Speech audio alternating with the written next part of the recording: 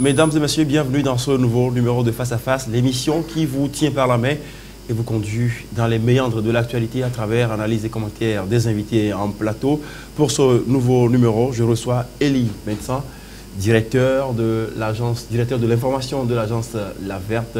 La Verte qui est une agence, donc c'est le www.laverte.info. Elie Médecin, merci d'avoir accepté notre invitation pour la toute première fois que vous passez dans cette émission. C'est moi, c'est un plaisir de passer ici dans vos studios. Ouais. Et je crois que c'est pour quand même éclairer l'opinion. C'est un plaisir partagé. Merci beaucoup encore une fois. Et le second invité, Aoukou Nador, il est le président préfectoral Golfe du Comité d'action pour le renouveau, le CAR, le parti qui a tous les problèmes présentement. Je dis le parti a tous les problèmes parce que depuis novembre 2015, eh bien, il y a une crise profonde qui secoue le parti avec au centre de tout ça là, le président, Maître Paul de Diapévon, qui est le président national et à qui vous demandez par une deuxième lettre, en tout cas, de démissionner, pas de démissionner, mais de convoquer un congrès au plus tard le 18 octobre sous peine de se voir faire quoi, monsieur Nador? Non, je tiens moi aussi d'abord à vous remercier pour toute l'immensité de la tâche que vous accomplissez ici et de la qualité de vos émissions. Je salue aussi les promoteurs de cette chaîne. Et cela témoigne de l'importance que de plus en plus les grands frères, les jeunes frères, qu'ils soient à l'interne ou à l'externe, apportent au développement de notre pays et le souci préoccupant de faire en sorte que les jeunes qui sont restés au pays et qui ont suivi des formations en la matière puissent faire connaître leur talent et par la même occasion éclairer l'opinion nationale et internationale. Merci. Alors après tout ce discours laudateur qui me va droit au cœur et certainement qui va droit au cœur à la direction de New World Info, ma question maintenant, pourquoi cette crise au CAR et pourquoi une deuxième lettre pour demander au président national du CAR parti, Maître Paul de Diapévon, de convoquer un congrès, sinon vous allez faire quoi? Voilà. Non, mais en fait, quand je veux qu'on commence par là, hein, parce que c'est vrai, on va retourner à la genèse de la crise, mais je voudrais qu'on parle de l'actualité d'abord. Pourquoi cette lettre? Oui, non, je voudrais dire qu'en réalité, quand vous constituez un groupe, le but essentiel n'est pas de se diviser. Au contraire, c'est de se souder davantage pour faire en sorte que l'objectif que vous êtes assigné puisse être réalisé. Mais au même moment, les sociologues disent que là où il y a un groupe, si de temps en temps il n'y a pas de crise, la dynamique sociale ne peut pas se réaliser. Et c'est en cela que moi je considère que ce qui se passe au CAR n'est pas de nature à détruire le CAR, mais c'est de nature à... Est-ce que vous êtes sûr, monsieur Nador, que votre parti n'est pas en train d'être détruit avec ce qui se passe là? Non, non, non. Je continue de croire que... Très bien, on va parler de tout ça là. Ouais. Elie, vous êtes journaliste, donc un lecteur de l'actualité, un observateur de l'actualité, qui décrypte l'actualité. Est-ce que vous pensez que ce qui se passe au CAR avec... on va dire, deux camps qui se sont formés, les pro-Agboibo, les pro-Apévon. Face à cela, on nous dit que le parti ne se dirige pas droit dans le mur, mais que tout ça fait partie d'une dynamique sociale. La crise au CAR qui a commencé il y a un moment, je crois que c'est vrai, moi à mon niveau, je ne m'en contente pas, je ne m'en dépite pas non plus.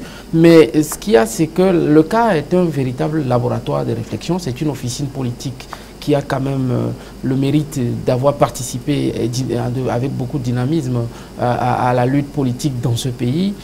Et c'est un parti également respectable qui également a été de tous les rendez-vous politiques, sociaux et économiques du Togo. Le CAR en crise aujourd'hui, je pense qu'avec le recul, ils ont besoin de cela à un moment donné pour se refaire une santé politique. Heureusement que le CAR est composé d'éminents juristes et les tests à leur niveau également leur donnent quand même des outils pour quand même résoudre rapidement cette crise-là. Seulement, il se fait que, à notre point de vue, Maître Agboibo n'a pas su préparer la relève au CAR. Maître Agboibo n'a pas su, parce que Maître Agboibo, c'est un monument de la politique, c'est un renard en politique, et il n'est pas facile de remplacer Maître Agboibo. Et le leadership a manqué après que Maître Agboibo ait pris du recul par rapport au parti. Et aujourd'hui, je crois qu'il est nécessaire que les partisans du CAR puissent rapidement aller à un congrès pour se refaire, pour quand même choisir un leader, pour que le parti se remette en selle et pour participer activement à la vie politique du Togo. Monsieur Nador, est-ce que vous pensez que Maître Agboibo avait mis la barre tellement haut que son successeur, Maître Paul Dodi Apevon, n'était pas, on va dire, confortable dans les chaussures que lui a léguées, il a dit, ce gourou du droit, Maître Agboibo? Vous avez cette analyse aussi, vous partagez cette analyse-là? Non, au même moment que je partage cette analyse, l'accepter dans l'absolu, c'est manquer d'égard aussi à Maître Apevon. Parce que Maître Apevon aussi demeure une personnalité politique de ce pays. Et vous savez, il n'est pas facile de faire la politique. Et il a fait ce qu'il a pu. Mais à l'interne, il y a un débat qui est posé. Et c'est quoi le débat? Le débat, c'est que, comme les uns et les autres le disent, il y a une frange du parti qui estime que le leadership n'est pas assez libéral, assez affranchi, assez assumé. Et pour cela, il faut qu'on pense à un renouvellement. Et il y a une autre frange qui estime que non, ce leadership n'a pas encore assez dit et qu'il a encore quelque chose à dire. Vous qui, justement, êtes du CAR, vous n'êtes pas un simple militant de ce parti-là. Je viens de vous présenter comme le président préfectoral Golf du comité d'action pour le renouveau. Quelle appréciation faites-vous de la présidence Apevon depuis 2008? Vous savez, moi, il m'est difficile parce que ce n'est pas en ces termes-là que le problème se pose. Parce que le dire... Parce que de votre appréciation du travail qu'a abattu Maître Apevon déterminera votre conduite à tenir par rapport, en tout cas dans la crise qui, on va dire, oppose les deux camps aujourd'hui. C'est ce qui va aussi déterminer votre orientation et votre choix. Moi, s'il y a une analyse à faire à ce sujet, c'est à l'interne. Il n'est pas question pour moi. Et le journaliste vous pose la question? Oui, le journaliste me pose la question, mais je ne suis pas obligé de l'étaler. Et c'est en cela que moi, je suis indigné par rapport à la conduite que tient mon président Apevon. Parce que la crise qui est posée là, et comme Maître Agboibo l'a dit dans le document qu'il a sorti en février, c'est une crise domestique. C'est une crise à l'interne. Et en réalité, personne, y compris les médias, ne devrait pas s'en saisir. Et nous en avons connu plus que ça. Et nous avons vous accusez qui de... Non, mais moi je sais par expérience, et comme vous venez de le dire, comme je ne suis pas un responsable des moindres au sein du parti, je sais que c'est une erreur qui a été commise par le camp Apevon. Parce que quand... Est-ce que vous avez des éléments oui, je le dis, objectifs qui vous permettent d'être aussi affirmatif? Oui, parce que moi-même, j'étais à la réunion du 23 novembre 2015 où le débat a été annoncé et Ben Agboibo devait partir en France pour 15 jours. Nous avions dit que nous faisons embargo sur le sujet jusqu'à ce qu'il nous revienne et qu'on le reprenne. Mais 3 jours après... Mais rien ne prouve que c'est Maître Apevon et son camp qui l'ont fait. Non, attendez... 3 jours après, nous avons vu, et mot par mot, les débats dans la presse. Et nous sommes des politiques. Nous devons chercher à savoir. Et nous avons cherché à savoir, nous avons compris qu'il y a certains de nos collègues qui se sont livrés à ce jeu. Et moi, personnellement, à la réunion du 25, j'ai interpellé celui qui l'a fait pour dire que non, ce n'est pas normal. Et ça ne doit pas se faire comme ça. Ça ne doit pas se faire comme ça. Alors, il se pose un problème, on va dire, de congrès, parce que, voilà, Maître Apevon, qui a été élu président du parti en remplacement de Maître Agboibo, en 2008, finissait un mandat en 2012 statutairement, sauf qu'en 2012, maintenant, il n'y a pas eu de congrès. Alors, Maître Apevon et son camp estiment aujourd'hui que parce qu'il n'y a pas eu de congrès, eh bien, la période courante de 2012 à aujourd'hui peut être considérée comme transitoire. Et puis, dans l'histoire politique de ce parti-là, le CAR, on a connu, au début de ce parti, une expérience de la même expérience déjà. Donc, ce n'est pas la première fois que cela se pose. C'est vrai qu'on explique cela du côté d'Agboibo par le fait qu'au début des années 90, quand le CAR venait d'être créé, il y avait une instabilité politique avec des crises qui occasionnaient des déplacements des populations, donc des militants, et donc du coup on ne pouvait pas organiser des congrès à ce moment-là. Alors aujourd'hui, la question que j'ai envie de vous poser, est-ce que quelque part Apevon n'a pas raison, lui et son camp naturellement n'ont pas raison, quand ils disent qu'en 2015, notamment en novembre, vu que même s'il venait de faire, il était dans son 2e mandat, de 2012 à 2015, ça ne faisait pas encore 4 ans. Est-ce qu'on peut lui faire un procès de n'avoir pas voulu organiser un congrès à ce moment-là? Oui, moi, naturellement, je ne répondrai pas à l'affirmatif pour dire que normalement le congrès devrait normalement être organisé parce que ce sont les tests que le cas militant et leader se sont quand même donnés. Oui, oui, justement pour organiser le congrès, je crois que si je ne me trompe, selon les statuts du CAR, le congrès doit être organisé au plus tard 2 mois avant la fin du mandat du bureau en cours, n'est-ce pas? Moi, pour ne pas être redondant, je ne voudrais pas revenir sur les détails, les tests au niveau du cas, mais simplement, je suis heureux de voir qu'après, M. Nador a accepté qu'il y a eu déficit de leadership, après que Maître Akouibo ait laissé quand même la chose. Passer le plan d'eau. Ça n'a pas été, et les orientations politiques qui ont suivi n'ont pas été celles de Maître Akouibo. Et l'accointance, sinon les accointances qu'il y a eu après entre le CAR et l'ANC n'ont pas du tout été du goût de Maître Akouibo. Parce que de son temps, Maître Akouibo, c'était quand même un grand leader qui s'assumait, qui assumait ses positions et qui quand même réclamait un certain territoire, une certaine façon de faire de la politique. Mais après, le CAR en tant qu'entité et laboratoire de réflexion n'existait plus. Le CAR était l'arrière-coup pratiquement de l'ANC. Et là, je crois que Maître Akouibo a eu du mal quand même à accepter cette façon de faire de la politique. Ça, c'est une accusation suffisamment grave quand on dit que le CAR, à un moment donné, a servi d'arrière-cour à l'Alliance nationale pour le changement. Un parti dont les stratégies et même la philosophie ne sont pas forcément celles du CAR. Que répondez-vous, M. Nador? Non, de toute façon, vous savez... Est-ce qu'à un moment donné, votre parti a failli être phagocyté par l'ANC peut-être? Non, ce que j'allais dire tout à l'heure, c'est que si vous êtes acteur politique sur le même champ politique, il est normal que les uns et les autres cherchent à damer le pion à l'autre. Mais ce n'est pas en ces termes-là que le problème que nous vivons se pose. Et c'est en cela que je ne m'autorise pas à aller sur ce terrain. Et mon ami journaliste est libre de faire son analyse. Et moi, ce qui détermine le journaliste. Oui, naturellement. Et c'est ça que c'est pour cela que j'apprécie. Mais éclairons l'opinion, parce voilà, que l'opinion voudrait quand même comprendre. Alors, lui peut le faire, mais moi, si je le dis, je rentrerai dans la polémique. Et moi, je ne suis pas sur ce plateau pour rentrer dans la polémique, mais apporter la lumière sur la crise que nous vivons au sein de notre formation politique, le CAR. Alors, moi, je dirais simplement que, au-delà de ce qui nous a conduit à la crise, les présidents fédéraux, à un moment donné, ont interpellé le président national, d'abord individuellement, au sein de leur formation, de leur fédération, à l'issue d'un courrier qu'il a adressé aux membres et c'est-à-dire aux responsables du parti et aux membres du comité directeur, qu'il y a une sorte d'insécurité qui planait sur les réunions du comité directeur et aux réunions sur le terrain, et que pour cela, il mettait fin à la réunion du comité directeur pour réfléchir et voir les dispositions à prendre avant de relancer ces genres de réunions. Alors, par rapport à la structuration même de notre parti politique, prendre cette décision, c'est mettre le parti en berne. Et c'est en cela que...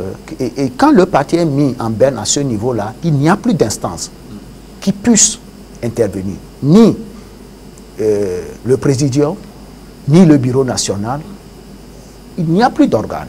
Alors, les seuls organes qui peuvent intervenir, alors là, c'est les organes de base, incarnés par les fédérations. Et c'est en cela que les fédérations ont pris leurs responsabilités pour interpeller individuellement le président national, pour lui dire non, vous faites comme ça, la crise qui est là, on ne peut pas la régler. Parce qu'il n'y a qu'au comité directeur qu'on puisse prendre des dispositions pour que la crise soit réglée. Vous mettez fin aux réunions du comité directeur, il va être difficile de régler la crise. Reprenez ces réunions-là et faites en sorte qu'on puisse réfléchir à ce niveau et au besoin aller au Congrès. Il n'a pas pu le faire et les gens se sont retrouvés parce que par rapport à la structuration de notre parti, il y a les fédérations, il y a les régions et au niveau des régions, les responsables se sont encore retrouvés. Et ils ont adressé encore des courriers, ce que nous appelons des pétitions, des interpellations au président national au niveau des régions. Au total, sur les 36 fédérations, c'est 29 qui avaient fait cette interpellation. Monsieur Nador, je vais devoir vous arrêter là pour poser une question dans une autre question. On se rappelle que dans une lettre en date du 26 février 2016, Maître Agbouibo avait demandé à toutes les en tout cas au parti, d'accord, de surseoir à tout, à la convocation de tout congrès parce qu'il estimait que un consensus n'était pas encore dégagé. C'est bien cela? Oui, non, quand vous attendez, quand vous avez posé la question, donnez-moi une occasion de vous lire ce passage-là.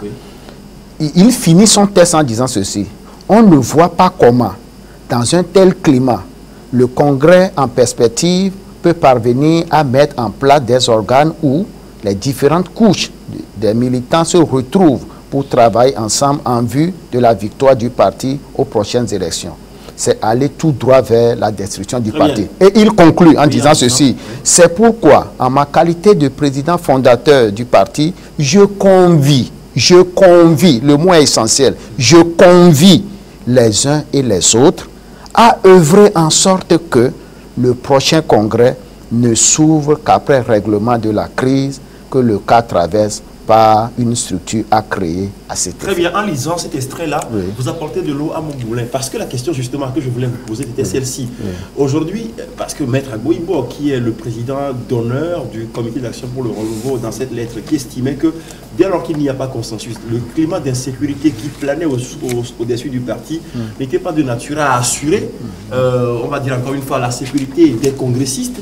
Et pour cela, il conseillait, en tout cas, qu'on n'organise pas un congrès. Est-ce qu'aujourd'hui, ce climat de paix a été retrouvé au point que les fédérations trouvent nécessaire, sinon contraignant, que le président convoque un congrès aujourd'hui? Est-ce que le climat de paix, de sécurité, est-ce que le consensus est dégagé là où nous sommes présentement? Non, il y a un élément essentiel qu'il ne faut pas perdre de vue. C'est lequel? Il dit une structure à mettre sur pied à cet effet. Et cette disposition est prévue au chapitre 11 de nos statuts. Et cette disposition est relative à la commission de discipline et de règlement des conflits. Et à ce niveau, notre article 72 dit ceci: il est créé au sein du parti une commission de discipline et de règlement des conflits. La commission est compétente pour connaître des manquements à la discipline. Elle règle les conflits qui surgissent soit entre organes du parti, soit entre l'une des instances et un membre. Elle règle également les conflits entre membres du parti et ces conflits sont de nature à affecter l'image ou la bonne marche du parti. Alors, ça veut dire quoi? Ça veut dire qu'à chaque fois qu'il y a un problème de cette nature-là, l'organe que constitue par exemple le présidium ou le comité directeur ne peut pas inscrire à l'ordre du jour ce thème-là et le débat jusqu'à le régler. Il va l'inscrire à l'ordre du jour, mais il mettra sur pied une structure, une cellule, pour dire, bon, si je lis l'article 73-74, détermine dans quelle mesure vous désignez 2-3 personnes. On n'aura pas le temps de lire oui, tout ça. Oui, non. Est-ce que vous pouvez me permettre de développer un peu mes idées? On va revenir vers vous parce que vous êtes là pour ça, donc il n'y a pas de souci, la parole vous appartient, moi je vais distribuer la parole. Alors Élie, tout à l'heure, je reviens sur une accusation, sinon un constat que vous avez fait, vous en tant que journaliste, en disant que quand Agbouibo a passé le flambeau, eh bien peut-être les chaussures d'Agbouibo étaient trop grandes pour mettre à Pévon. Mais en même temps, il y a certains observateurs, analystes qui estiment que quelque part, Maître Pévon, sciemment, Maître Agbouibo, j'allais dire autant pour moi, Maître Agbouibo, sciemment, a mis en place des mécanismes qui étaient de nature volontairement à empêcher son successeur de bien faire son boulot. Est-ce que cette analyse-là, vous la partagez? Non, je ne vais pas aller jusqu'à un jugement de valeur sur la personnalité de Maître Agbouibo. Je crois qu'avec tout le respect qu'on lui doit, je ne pense pas que Maître Agbouibo puisse aller jusque-là. Seulement, comme je l'ai dit, au risque de me répéter, je crois que fondamentalement, Maître Agbouibo a mis la barre un peu très très haute. Et à un moment donné, il était difficile pour le mettre à Pévon, pour nommer les gens, de se mettre à ce niveau-là. Et ensuite, comme je l'ai dit, les orientations du parti, avec les mutations en cours, avec les circonstances qui sont créées et les accointances que Maître Pévon a développées avec les autres partis de l'opposition, notamment l'ANC, ce qui n'était pas forcément le point de vue et les aspirations profondes de Maître Agbouibo. Parce que Maître Agbouibo, vous le connaissant, il a participé au grand rendez-vous en tant que leader, il a assumé ses positions Et finalement, c'est pour lui, nous avons eu comme l'impression que Maître Aboibo sentait que le CAR allait se fondre dans l'ANC, allait perdre son identité, parce que connaissant ce parti, il lui était difficile de voir son parti, et comme il se réclame président fondateur. Justement, l'adjectif possessif, son parti là, pour moi ça pose problème. Hein, ah oui, parce que vous l'avez dit aussi, le président fondateur du parti. Est-ce que le problème n'est pas né de là? Parce que quand on dit son parti, le président fondateur, est-ce que finalement ce ne sont pas des éléments qui peut-être font croire à Maître Aboibo que c'est sa chose à lui, le cas? Non, Ambroise, je crois que en la matière, c'est vous les journalistes qui vous en raffolez. Oui, ben, il arrive qu'on dise en France le parti de Sarkozy. Oui, il arrive qu'on le dise. Et cela ne veut pas dire que qu'en France on le dit, que nous devons le dire aussi. Cela ne veut pas dire que le parti appartient à Sarkozy, mais à un moment donné, hein, c'est lui qui incarne. Celui qui incarne, l'icône. Vous savez, dans tout regroupement est toujours identifié à une personnalité. Est-ce que dans les tests du cas, est-ce que vous avez l'appellation président fondateur? Non, ça c'est un débat juridique. C'est un débat juridique. Sur lequel on va revenir. On ne va pas revenir parce que même généralement, dans ces genres de choses, on n'est pas obligé de le mettre. Si vous créez une structure, vous êtes un certain nombre de personnes à fonder la structure, vous êtes des membres fondateurs. Mais il y a une gradation au sein des membres fondateurs. Si, en fondant la structure, vous mettez en tête quelqu'un, la première personnalité que vous mettez à la tête de la structure que vous venez de créer, s'il est le président, il devient le président des fondateurs. N'est-ce pas? Alors, c'est pour ça que je ne veux pas rentrer trop dans ce débat de droit. Très bien. Alors, ne voulant pas rentrer dans ce débat juridique, justement, M. Nador, dans ces thèmes-là que le problème se pose. Très bien. M. Nador, ne voulant pas rentrer dans ce débat juridique, moi, on est au début du mois d'août et dans cette deuxième lettre que certains présidents de fédération ont adressée à Maître Apévon, il y a un ultimatum qui lui a été donné, à savoir qu'au plus tard, le 18 août, il doit avoir convoqué le congrès. Parce que, selon les tests du CAR, eh bien, le congrès doit être organisé 2 mois avant. C'est-à-dire que le mandat du président actuel de son bureau finit. Non, en fait, ce n'est pas forcément être organisé 2 mois avant. C'est-à-dire, ça doit être convoqué. D'accord. 2 mois avant. Ça veut dire que, dans le cas d'espèce, le mandat, le dernier congrès a été organisé le 18 octobre 2008. Oui. Nous devrions l'organiser en 2012. En 2012, mais le 16 et le 17 octobre 2012. Yeah. Si ce n'est pas fait, le 16 et le 17 octobre 2016, nous devons le faire. Oui. Alors nous sommes des journalistes, nous sommes des chasseurs de l'information. Et d'après les informations qui nous parviennent, je ne pense pas, mais nous avons comme impression que ce congrès-là ne sera pas convoqué. Non. Alors s'il n'est pas convoqué, à quoi va-t-on assister? Non, laissez-moi développer un peu mon idée. C'est que je dis, ça veut dire que si nous restons dans cette logique-là, en décomptant, Maître Apévon devrait convoquer. Quand on dit c'est lui qui va convoquer, en réalité, c'est le comité directeur qui convoque. Oui, tout à fait. Alors, il doit convoquer une réunion de comité directeur. Il dit, bon, voilà, nos statuts disent que nous devons informer les fédérations 2 mois avant la tenue du congrès. Et par rapport à ça, le comité directeur donne son aval, lui, OK. Donc maintenant, écrivez des courriers adressés aux fédérations pour dire, bien, les 16 et 17 octobre 2016, nous dirons au congrès, vos suggestions pour amendement de statut, de ceci, pour la réécriture du programme de société du parti, etc., etc. Faites vos propositions. Et dans la même lettre, on leur dira le nombre de délégués qu'il faut envoyer et même leur contribution financière.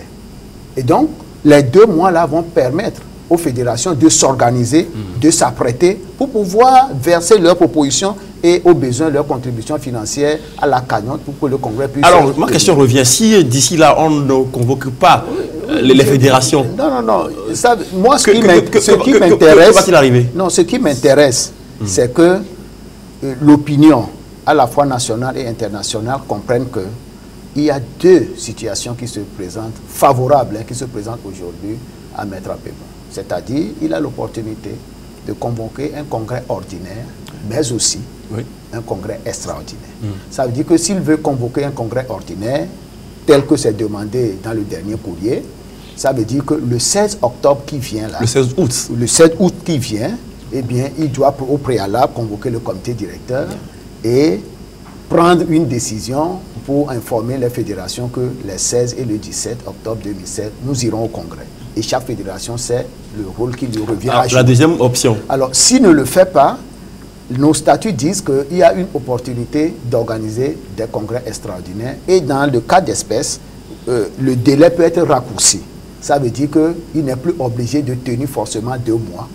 Donc, il peut faire 1 mois. Et c'est pour cela que dans le premier courrier, on a dit 1 mois. Alors, il peut même aller à 2 semaines. Hein. Alors, si l'une et l'autre possibilité qui s'offre à lui ne sont pas respectées, que va-t-il arriver? Alors, s'il s'abstient d'organiser ou bien le congrès national, le congrès ordinaire, ou bien le congrès extraordinaire, eh bien, comme les présidents fédéraux l'ont dit, ils prendront leurs responsabilités. Alors, moi seul ici, vous ne pouvez pas parler je au suis nom un responsable fédéral. Très bien. Mais je ne peux pas dire... Merci beaucoup. Alors, Elie, à cette allure, est-ce que le CAR ne se dirige pas inexorablement vers l'éclatement?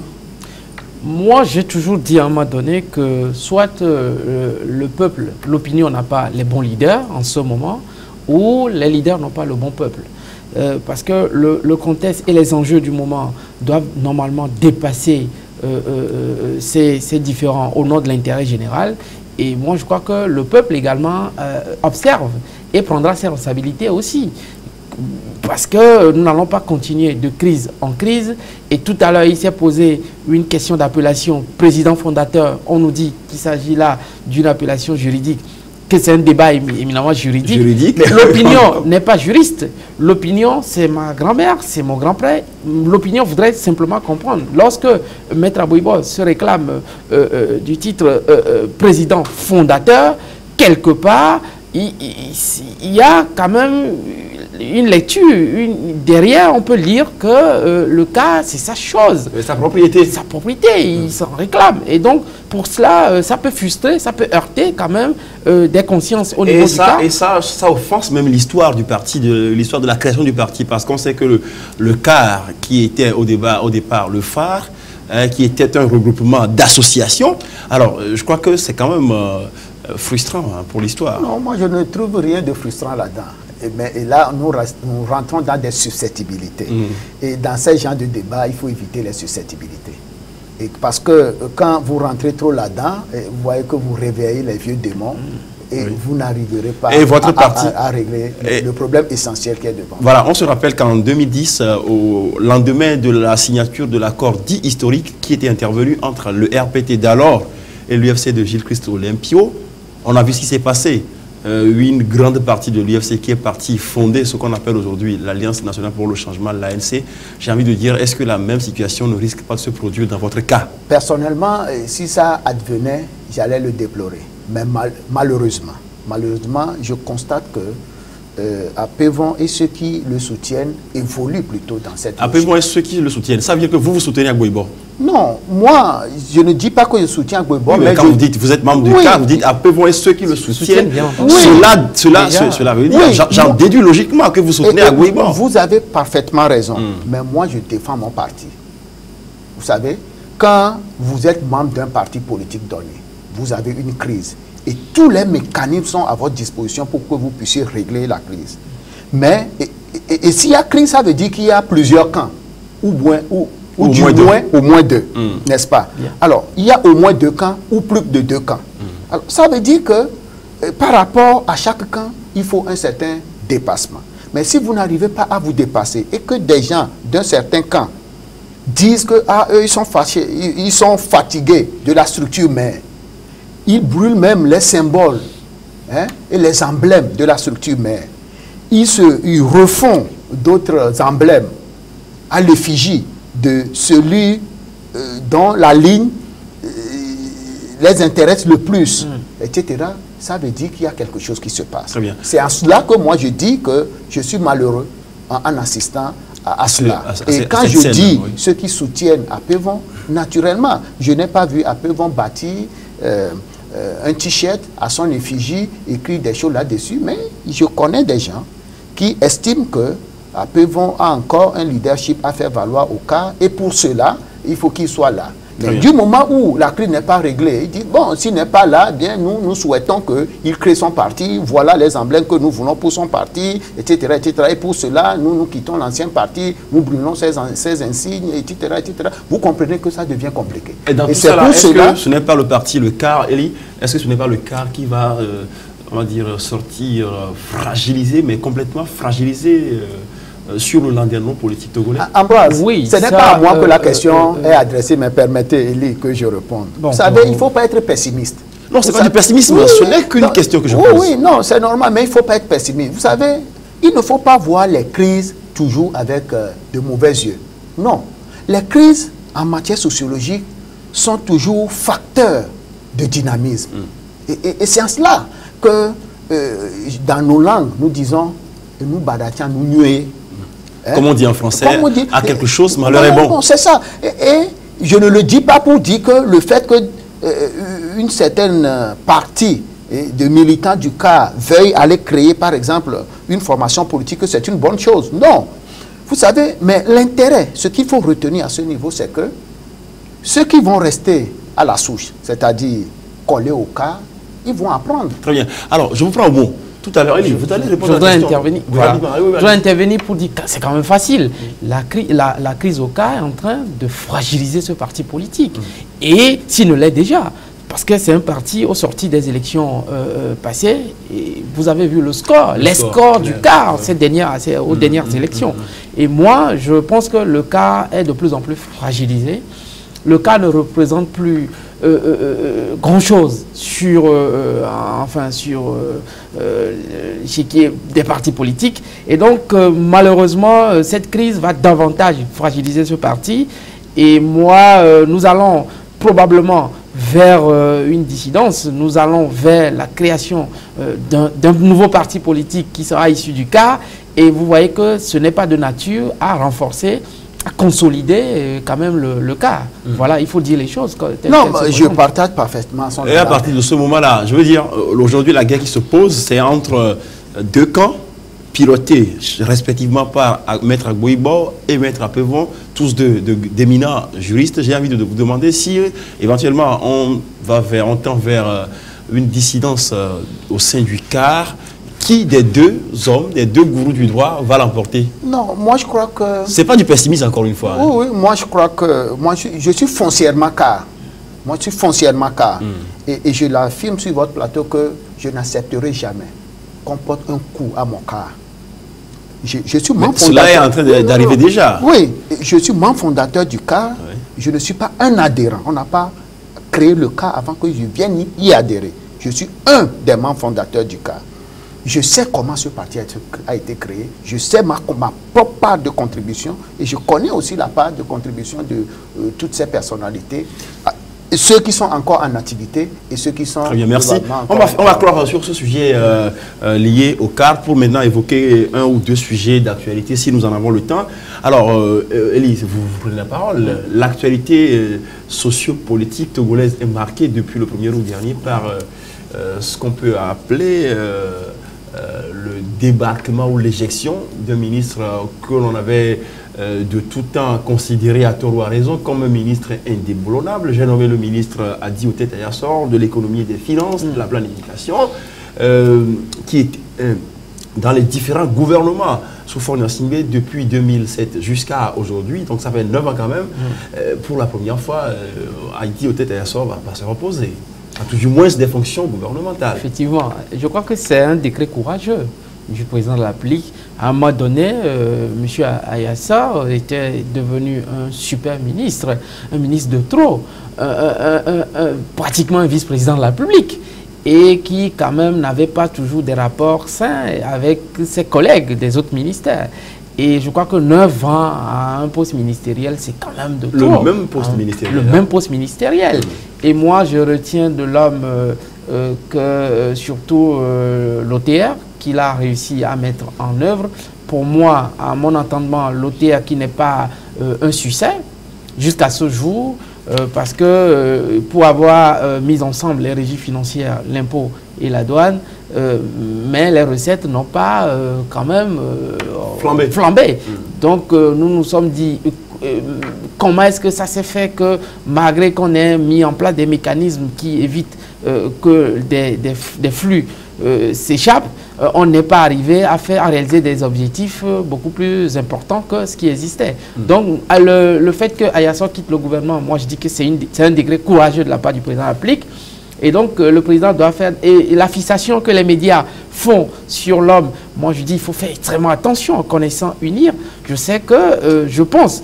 Et je suis en train déjà de voir... Quel rapport? Est-ce que c'est UNIR qui a nommé le ministre? Est-ce que c'est UNIR? Non, mais c'est UNIR a remporté les élections. UNIR qui exerce le pouvoir. L'expliquer comme ça, donc, ça me convainc. Voilà, et donc ce gouvernement, cette gouvernance va aller quand même à l'éviction d'un certain nombre, mais directement va les repositionner. Je pense qu'Ayassor, dans les jours qui arrivent, on va le voir à un autre poste très rapidement. Je ne pense pas qu'on va tout de suite le garer comme ça. Et puis il faut faire cette précision qui me semble assez importante, c'est que Ayassor est ministre d'État et dans le décret relatif à son gestion du gouvernement, son remplacement par le ministre Sani Yaya, il est juste dit que Sani Yaya est ministre de l'économie et des finances. Le décret ne précise pas si Ayassor est encore oui ou non ministre d'État. Et puis le communiqué du gouvernement qui, on va dire, rapporte la passation de service entre les deux ministres continue d'appeler Ayassor ministre d'État. Ça veut dire que c'est une précision qui pourrait confirmer votre... Pourquoi pas voilà.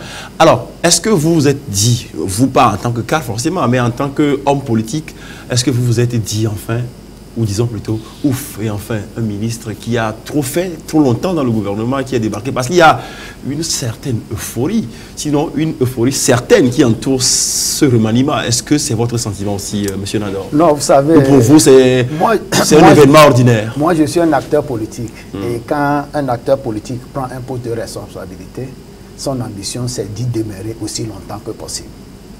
Alors, si je parle de ce principe-là, je considère dans un premier temps que Ayassor a été un bon ministre. C'est pourquoi on lui a fait confiance pendant aussi longtemps. Tout à fait.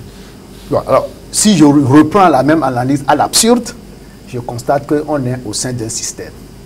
Et le système, c'est celui qui le sait le mieux qu'il garde. Maintenant, et si on sait bien son système et qu'on est gardé, est-ce qu'on sait bien les populations? La grande question est là. Mais je rappelle simplement que je sais un peu les conditions dans lesquelles Ayassor est arrivé au gouvernement. Alors dites-nous. Ayassor est arrivé au gouvernement en 2007 quand Yoviak Gbebo était Premier ministre. Oui, à l'époque, c'est Badoua Boukbessi qui était ministre de l'économie et des finances. Il y a eu quelques petits problèmes. Le Premier ministre d'alors n'a pas accepté la gestion, la collaboration entre son ministre et lui-même. Il a interpellé le chef de l'État et c'est de cette façon-là que Ayassor est arrivé au gouvernement. Et depuis 2007 jusqu'à aujourd'hui, vous avez compté tout à l'heure, vous avez dit que ça fait 9 ans. Ouais. Bon, maintenant, si celui qui l'a mis là-bas trouve que c'est le bon moment pour qu'il parte, eh bien, moi, je n'ai aucun commentaire à faire. Maintenant, nous sommes dans un pays où, généralement, il n'y a pas un petit bilan, un petit compte qu'on fait quand on assume une responsabilité quelque part. Si cela pouvait être fait, c'est à la lumière de ce rapport-là que nous pouvons dire s'il a bien servi son pays.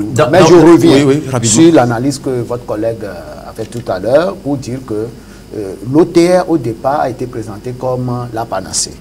Mais à l'analyse, nous réalisons que l'OTR fait plus de tort que de bien. C'est un autre grand débat sur lequel nous reviendrons aussi certainement, mais rapidement, il y a en quelques secondes, dans vos investigations, je veux dire, dans votre analyse, est-ce que vous avez pu vous dire, voici les raisons qui expliquent l'éjection du ministre Ayassor, qu'on appelait le super ministre, ministre de l'économie et des finances? Est-ce que vous avez quelques raisons?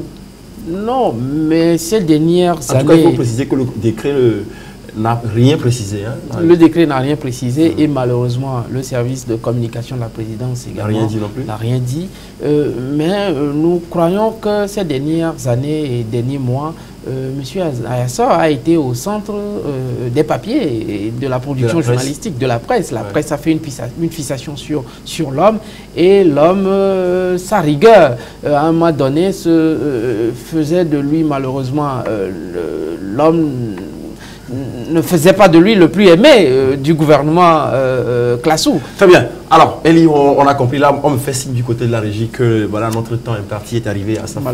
Malheureusement. En tout cas, New World, les portes de New World vous sont ouvertes, les portes de Face à Face vous sont ouvertes. Vous reviendrez certainement dans cette émission pour d'autres sujets. Elie Médecin, journaliste, directeur de l'information de l'agence laverte.info.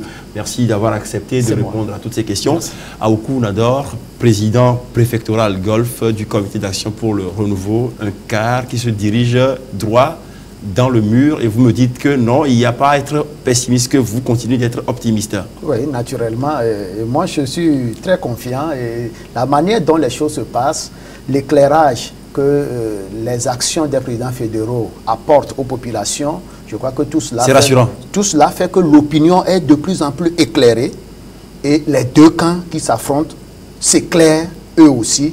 Et je crois qu'avec l'aide des présidents fédéraux, qui sont en réalité le soubassement, le socle même du parti, eh bien, on trouvera une porte de sortie. Merci beaucoup. Et nous sommes là, on verra, on avisera. L'avenir très très proche nous édifiera. Merci. Merci à tous les deux. Merci également à vous, mesdames et messieurs, qui nous avez suivis dans cette émission Face à Face, le numéro du jour. On se retrouve prochainement pour un autre numéro. D'ici là, portez-vous bien en notre compagnie. C'est la New World Info, la chaîne d'info en continu. À très bientôt.